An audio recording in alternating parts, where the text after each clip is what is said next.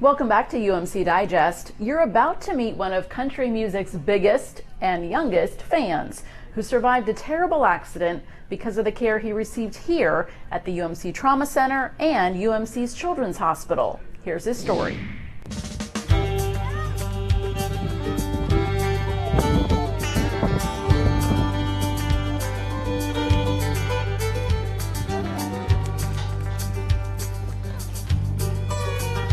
Tyler is back to his ranch life now,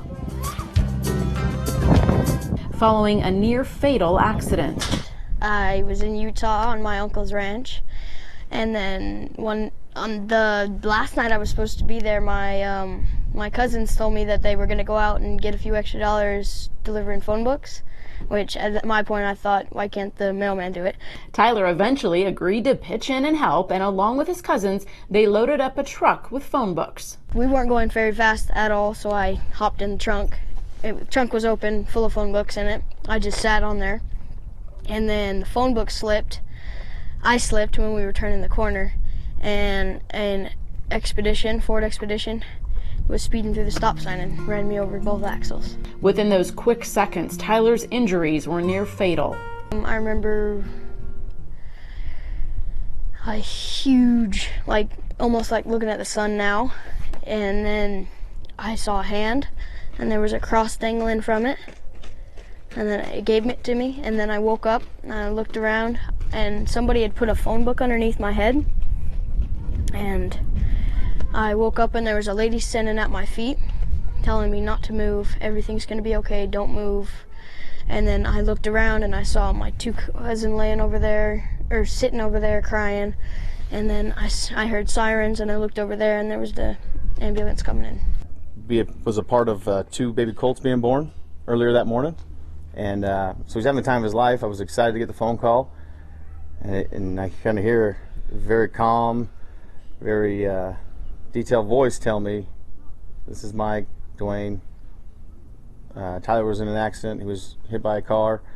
And I said, "Okay, stop right there. Don't give me details." You know, he said he's on his way to the hospital. So I said, "Okay, don't call your sister. I'm going to pick her up.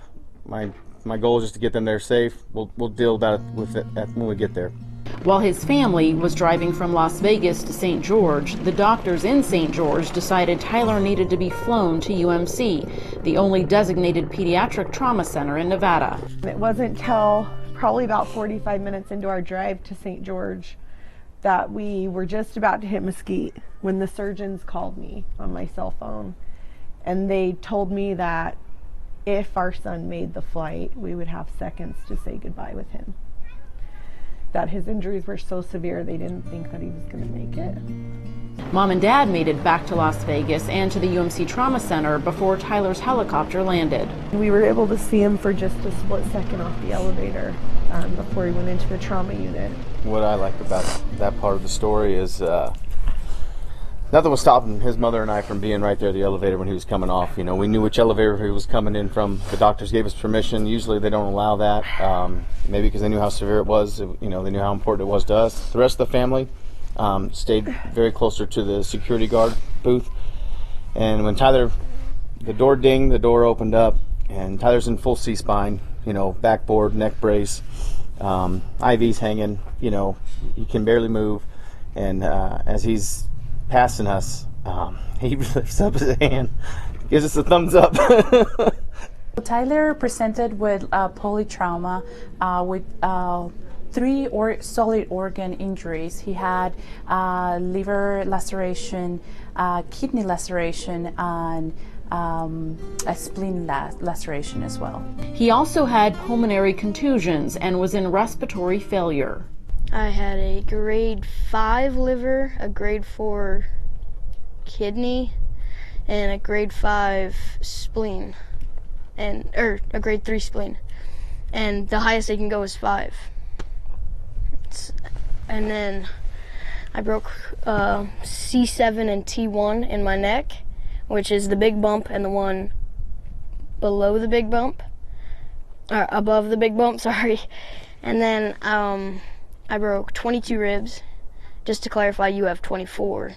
The first week and a half was the most critical, where his lung bruising had gotten worse, and he eventually ended up on a breathing machine with a ventilator attached to him. Dr. Benari, she took care of him so well, and she took care of us too. She made sure we were sleeping, and when Tyler was coming off his intubation, I remember she hugged us, and when he was going on, she hugged us. She told, like, I thought it was going to be the end of the world, you know, when he was going to be intubated, and she assured me that it's really the beginning, that he needed it to feel better and to get the rest that he needed. I remember Dr. Dugan's patience and his bedside manner. He sat on Tyler's bed and would just touch him and just smile. Tyler was in the pediatric ICU at UMC for 22 days, many of them in a medically induced coma. Intubated for like 10? The first 5 days, he was begging to just stop everything. He doesn't, you know, he did not want to keep going. He tried to pull out his tubes once he was intubated. During that time, prayers and support poured in from all over the country, empowering Tyler to stay cowboy strong. Hey Tyler, hey, it's your friend George Strait here. Hope you can hear me. Even better, I hope you can see me. But anyway, just wanted to let you know that we're all thinking about you and praying for you, and we want you to wake up and start getting better. I hear you're a good singer and a good team roper. Well, I want to see all that. So, fight hard, man. Hey Tyler, this is Trevor Brazil. I just wanted to shoot you a quick video and let you know that we're thinking about you, and I'm going to be praying for you, and everybody I know is going to be praying for you, because I serve a God that answers prayers, and I know you're going to get through this, not only because of that, but because you're cowboy strong. Hey bud, this is Daniela. I heard about your story and I'm truly sorry about that. But there's one thing I need to tell you, is that you need to keep on fighting. Fight hard. I know it's a tough battle that you're fighting, but you have to keep trying and don't give up. You have your family there by your side. I know they're having a tough time with this, but they're there to help you, support you, and love you through this horrible tragedy that one day will just be a memory. You got this. The doctors told me if I was out of, if I survived, I was going to be in a wheelchair the rest of my life. And I told them, you can watch me walk out of here backwards. And because of that determination, Tyler's recovery continued. I came back and he was gone. All his leads were there, his blood pressure cuff, but Tyler was not there. And so I turn around and I look, and there he is standing with Dr. Dugan. And I walked up and he says, Dr. Dugan, I'm getting out of this hospital today and you're going to check me out. And Dr. Dugan says, well, I can't do that. We got to set up in home care, and he says, well, who does that? And I remember Dr. Dugan pointing at a lady standing at the counter, and he says, she's the one. And Tyler walked over to her and says, you need to get my home care set up because I'm out of here. He was discharged within the hour. Is that in, Mama? Is that in your mouth? Tyler continues to heal, although you'd never know all that has happened to him while watching him on the ranch. I'm back to riding him. I'm back to riding that one. I'm back to doing a bunch of other things. I'm back to roping, I did an archery tournament at school. I'm back to playing with the goat, building houses in the backyard. I'd like to say two things. I'd like to say sorry for being so sassy, and I'd like to say thank you for everything you've done. Thank you for saving my life. Thank you for fighting with me.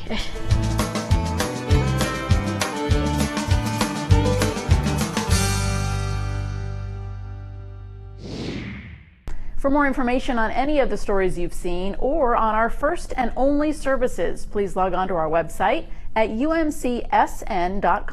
You can also find us on social media. Thank you for watching this edition of UMC Digest. We'll see you next time right here on Clark County Television. Until then, take care.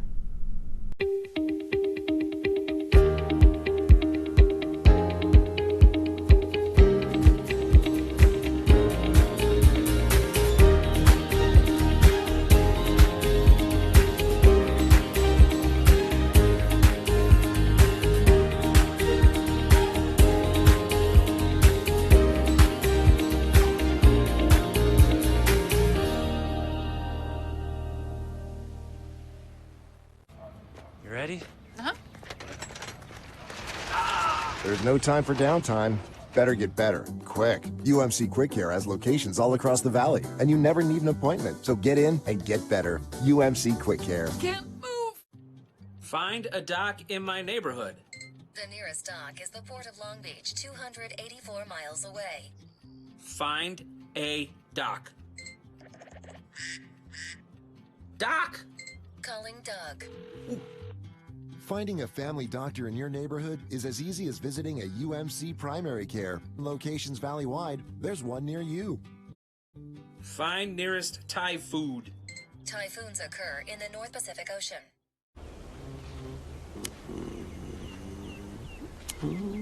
There's no time for downtime. Better get better, quick. UMC Quick Care has locations all across the valley, and you never need an appointment. So get in and get better. UMC Quick Care.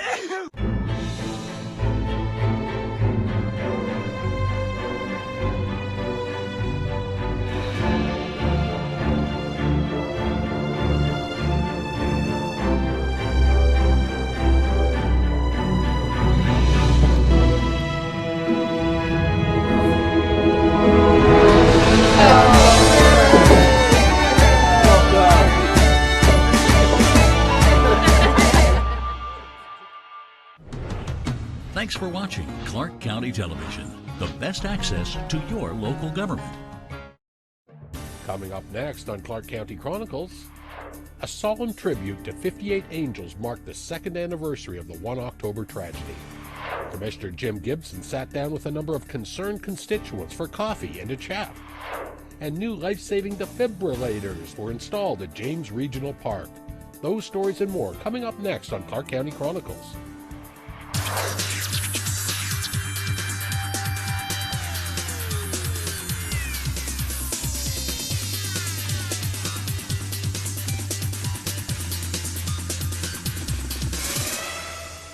Hello, I'm Randy Swallow. Welcome to Clark County Chronicles. Exactly 2 years after our community's most horrific day, the Board of County Commissioners, the Governor, and the Sheriff joined hundreds of people right here at the Clark County Government Amphitheater to honor 58 lives lost during the 1 October sunrise ceremony. Lord, we gather in your name as we remember the events of 2 years ago today. We pray for your compassion, comfort, and healing for victims, survivors, and families. We ask for your divine intervention to bring ultimate healing for our entire community. We thank you for the resilience that you built into each person you created and the ability to recover from the hardships of life. We thank you that through so many in our community, you have brought healing and hope to those experiencing trauma. As you walk with us through our grief, we are grateful that many are moving from pain to progress as you lift us to new heights. We rely on your word that says those who hope in the Lord will renew their strength. They will soar on wings like eagles. They will run and not grow weary. They will walk and not be faint.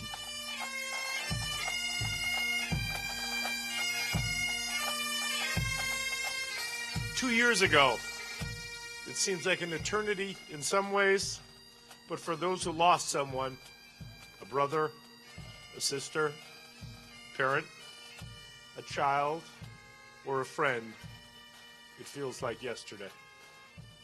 Like many people here today, I spent a lot of time over the last 2 years recounting my own experiences on that fateful night.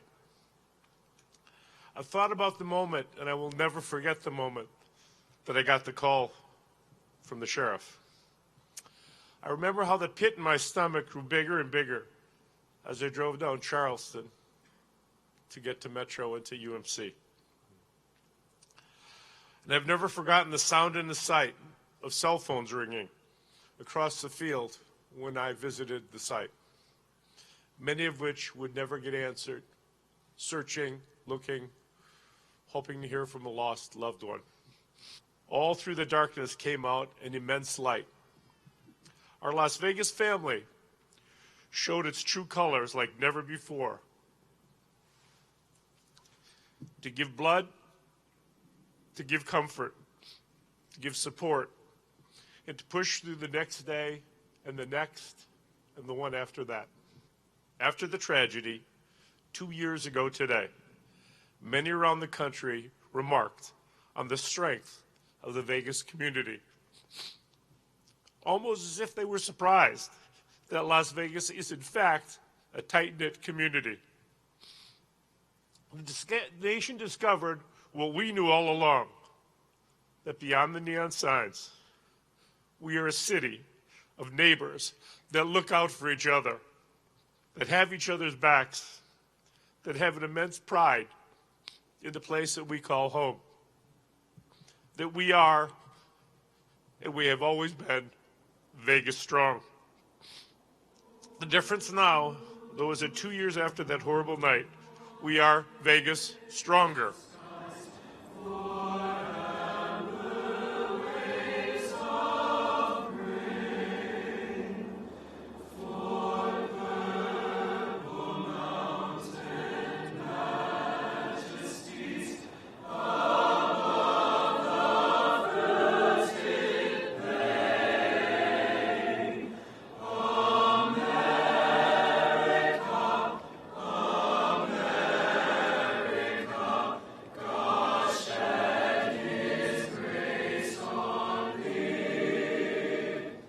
Difficult to believe that 2 years have passed since 1 October.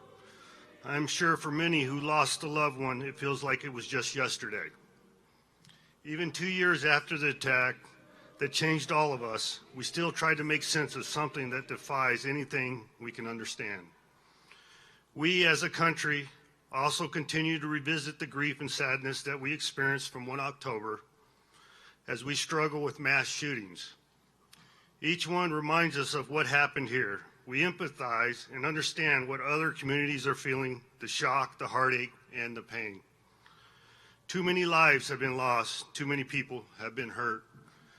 As your sheriff, I will give you my word that in Clark County, Nevada, we are committed to protecting the lives of the people who live here and those who come to visit.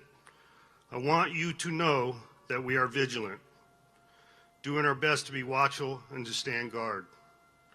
We know our obligation, our responsibility. We know well the duty we have in shielding and securing our community. There is nothing that we can do to bring back the lost lives of that day. But this morning is meant to take a moment, a pause, to reflect on their lives, how amazing they were, and what they meant to us.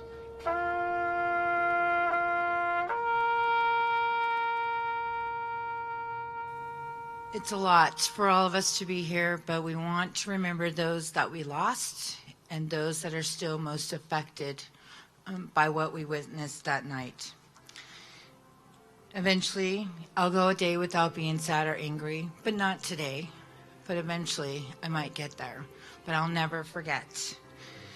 And I know that I'm not alone. Many of you out there feel the same. Together, we will continue to help those get up and keep moving forward. And that's what makes Vegas stronger to me. And that's what we're celebrating here today. My son Quentin was 20 years old when he was taken from us. Born and raised in Henderson, Nevada, he was an athlete, playing multiple sports, loved the outdoors, and loved activity involving family and friends. Quentin certainly loved sports, and as a Henderson City Recreation employee, he was able to indulge his passion. He enjoyed coaching young kids to play football, baseball, and basketball. He enjoyed seeing kids excel and having a great time. It was his passion for sports and for helping others that led to the creation of the Quentin Robbins Play It Forward Foundation. The foundation supports local athletes with scholarships to continue their education and supports various forms of youth sports for the community that he loved and the schools that he attended. In addition, subsidizing youth programs for the less fortunate kids to have experiences that were unattainable before. It's the sort of work that I know Quentin would be very happy and proud. It is our pleasure and honor to do this work in his memory. On a day like this, I would like all of us to commit to making our community a better place. In ways large and small, We should do all that we can to turn loss and despair into something more emotionally positive. Let us show love and support for our neighbors. Let us try to be more understanding and more compassionate. Let us try to create a better place to live in whatever ways we are able. In our sorrow, understand that we may not always be up to it, but we must try. We must try because that's what Quentin, my son, and all the other 57 lives we lost that day would want.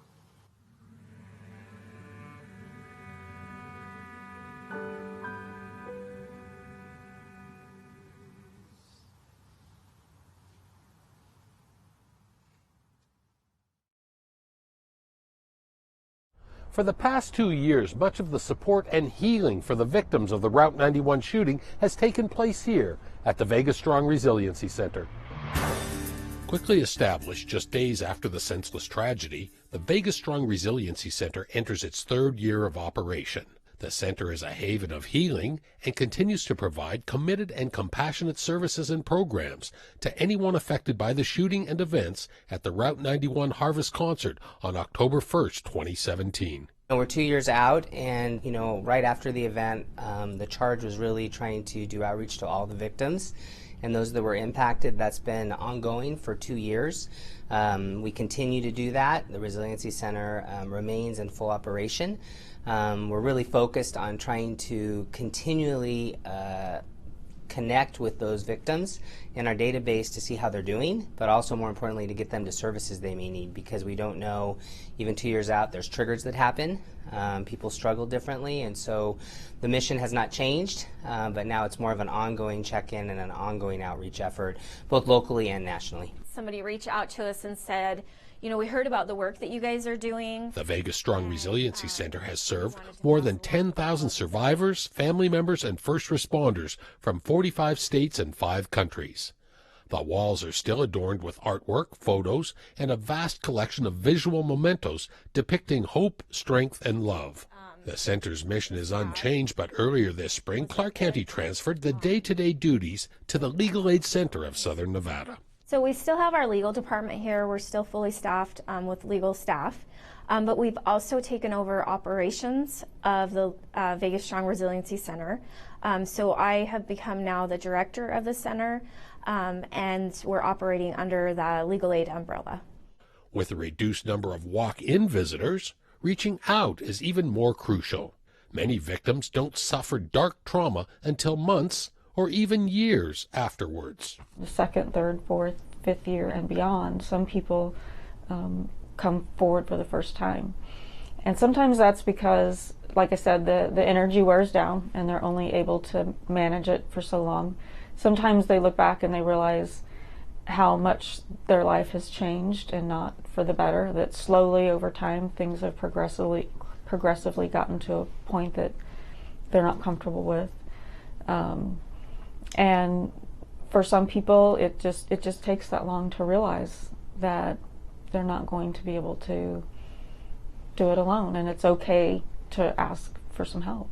Sometimes I feel scared, anxious, alone. Many people from the survivor community and first responders have found some therapeutic relief by participating in public service announcements. The Resiliency Center and many supporting agencies provide outreach throughout the year, including this wellness event, which took place immediately following the solemn 2nd anniversary ceremony at the Clark County Government Center. Many survivors and community members posted messages of love and strength, while others found comfort simply by talking and fellowship. We are 2 years out from 1 October, and we wanted to be able to offer something that was kind of a productive show of the resources that the Resiliency Center works with, what we have to offer, the partners we often work with. With 2 years having passed, a lot of people can either feel like they've either come so far in their healing that they feel like they've ended their healing journey, or maybe they haven't even begun. So we wanted to offer a little bit of everything.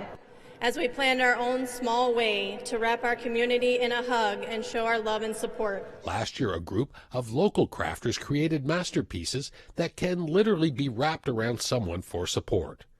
Last summer, the talented members of the Las Vegas Modern Quilt Guild stitched together and through the Resiliency Center gave away about 250 quilts to members of the survivor community. These are all hand-stitched.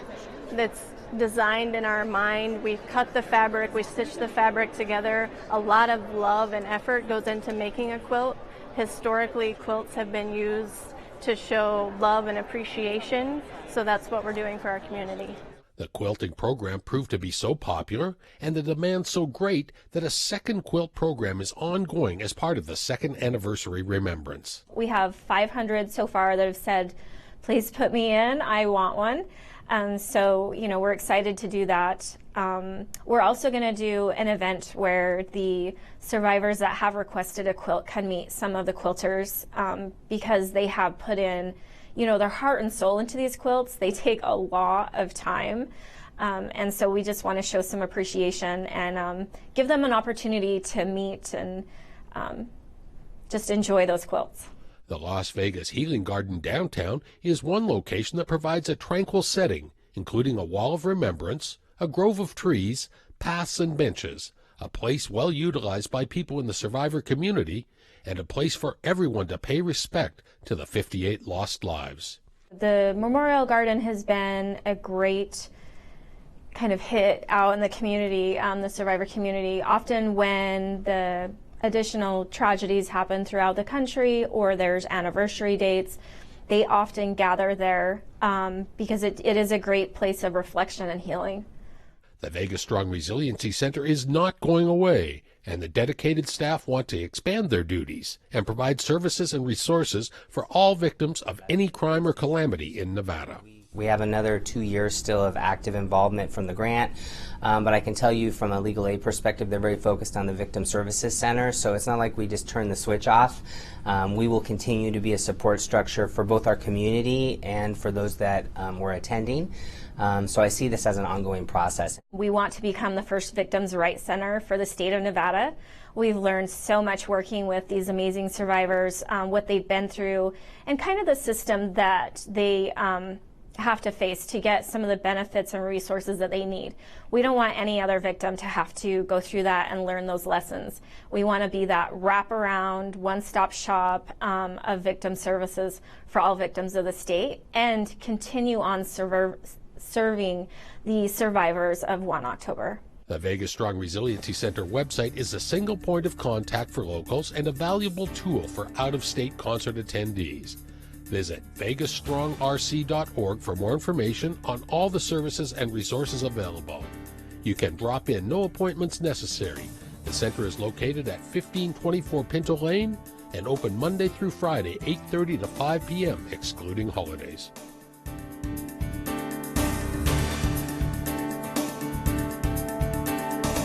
We must take a short break, but when we come back, I'll tell you how Clark County is taking sustainability to the next level. This is Clark County Chronicles.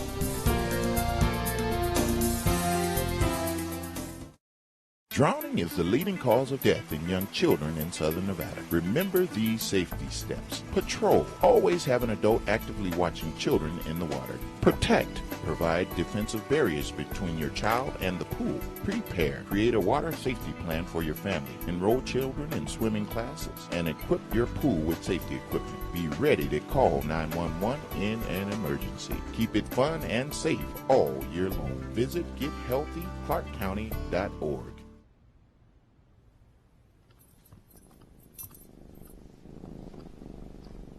There's a shelter pet who wants to meet you. Meet one today. Visit theshelterpetproject.org. Adopt.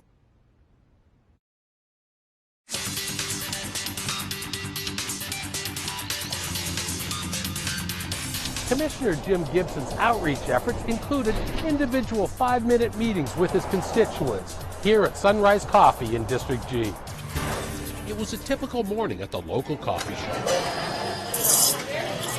Early risers enjoying lattes and cappuccinos expertly prepared by the capable baristas. And on this day, Commissioner Jim Gibson sat down face-to-face with concerned citizens. The commissioner and his hard-working staff spent a couple hours listening to the good and the bad from his constituents. Many people were quizzing him on many of the typical topics, transportation, taxes, parks, and growth. Law enforcement officers from Metro and the Park Police provided answers on public safety.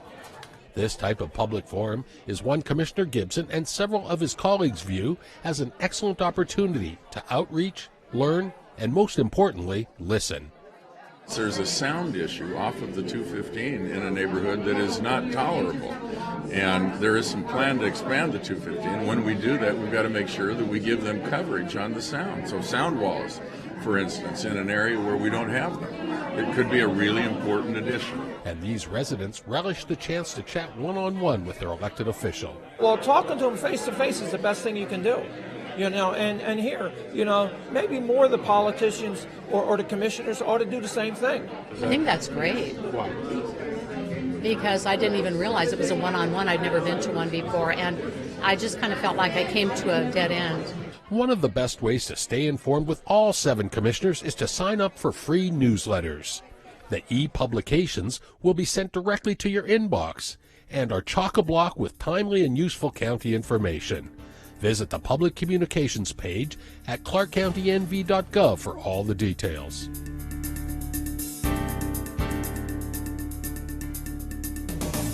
A pair of county commissioners co-sponsored a job fair here at the Government Center recently. These events are becoming incredibly successful as employers are connecting with eager, well-qualified career seekers.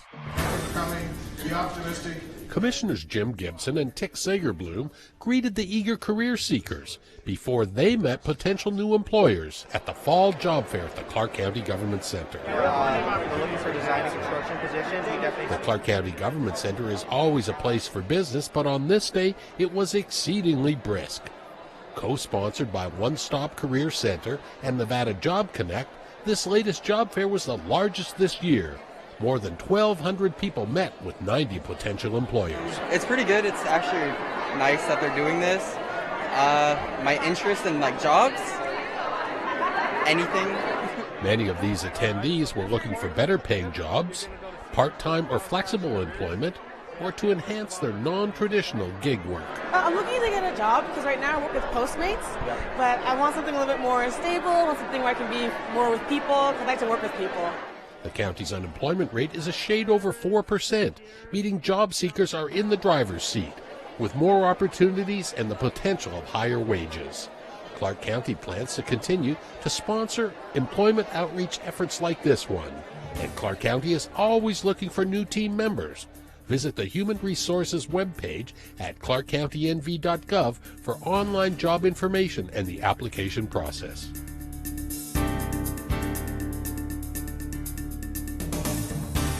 New life-saving equipment was installed here at James Regional Sports Complex in remembrance of lives lost, and Clark County hopes to add automated external defibrillators to many more county parks and recreation facilities. Commissioner Michael Naft and Clark County's Parks and Rec Department accepted 4 automated external defibrillators, or AEDs, donated by the Adams Heart Foundation for use at the James Regional Sports Park. The shape of the AED casing is appropriately like a heart, a visual red clue to their life-saving abilities. Located on well-marked poles at the park, these defibrillators have memorial plaques affixed to them. The AEDs are simple to operate, with pictures and instructions provided in each unit. There is no doubt that this equipment in this park will save lives just by the proximity. And I think you all have been on this fight for so long in honor of those who we're recognizing today. But it's important that we don't stop here. This could be a great pilot program. James Regional could be a really good start. Many believe that a heart attack is the same as cardiac arrest. Not so. In a cardiac arrest, the heart actually stops beating, and the use of a defibrillator greatly increases a person's chance of survival. We wanted to start this foundation with the mission to increase AED availability out at outdoor sporting venues. We wanted to help coaches become CPR AED trained, and then also just to raise general awareness. Before this happened, we had no idea what a sudden cardiac arrest was. The Adams Heart Foundation began 7 years ago when high school soccer player Adam Afromsky collapsed from sudden cardiac arrest. His life was saved due to an ambulance crew equipped with a defibrillator. To learn more, visit adamsheart.org.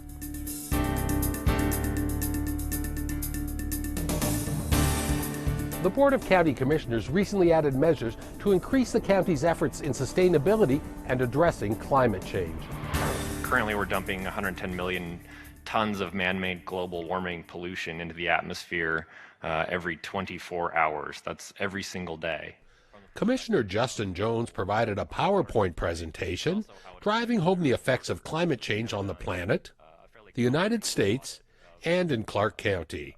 The commissioner praised the sustainability leadership in other Nevada jurisdictions while acknowledging the great green strides made by the county since the Eco County initiative was re-implemented in 2008. I think it's also incumbent on the county commission to set the tone, to really step up to the plate when it comes to sustainability and making sure that we are more energy efficient. Commissioner Jones proposed that Clark County re-energize its green commitment by adopting a sustainability climate action plan and hire a full-time sustainability manager to work in the Department of Air Quality. Clark County's Department of Air Quality is responsible for much of the county's past sustainability success. Dozens of on-site monitoring stations collect data and measure the amount of air pollution, ozone, dust, and particulate matter not only in the valley, but from Mesquite to Laughlin. This has led to many programs, including one that swapped thousands of gas-burning lawnmowers for battery-powered machines, and procedures that improve our air regulatory standards, which means a more healthful quality of life for all of us. Daily air quality readings are available in real time, and residents can sign up for free texts and emails, which give advisories on unhealthful forecasts. And this hard-shell reptile, Mojave Max, and all his desert tortoise pals are the living beneficiaries of the Desert Conservation Program. This program protects the environment of 78 endangered species of plants and animals across southern Nevada while upholding an orderly land use strategy for growth across Clark County. And that's not all. Over the years, some of Clark County's improvements in energy efficiency include the increased use of hybrid vehicles. Clark County maintains the largest hybrid fleet in the state, 420 vehicles. A half dozen photovoltaic sites, including the parking structure at the Clark County Government Center, offer solar-powered vehicle charging stations. Clark County Parks and Rec facilities have replaced 1.4 million square feet of grass, which reduces water consumption by 76 million gallons of water annually. Clark County Public Works Department has upgraded 2,675 streetlights and 304 traffic signals to LED luminaire fixtures, an energy-saving boost of up to 50%, not to mention saving $3.2 million each year. Public Works will continue the conversion of all traffic, crossing, and streetlights to LED luminaire by next year. A sustainable community is one that uses its resources to meet current needs while ensuring